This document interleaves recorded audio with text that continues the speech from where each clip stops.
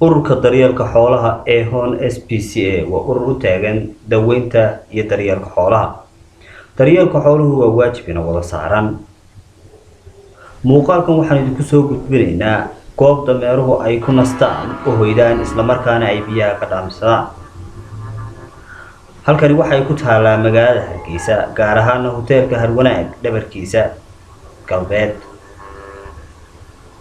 waana goob kamid ah goobaha Hon SPCA ay uga faa'iideystaan inay ku daweeyaan isla markaana ku daryeelaan xoolaha, gaar ahaan dameeraha.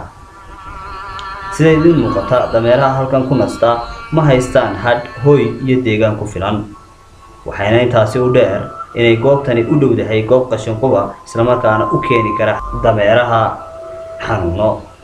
haddaba waa waajib in wada saaran daryeelka xooluhu, waana qayb kamid ah bini'aadanimada oo loo baahan yahay in qof waliba inuu qaybtiisa ka qaato.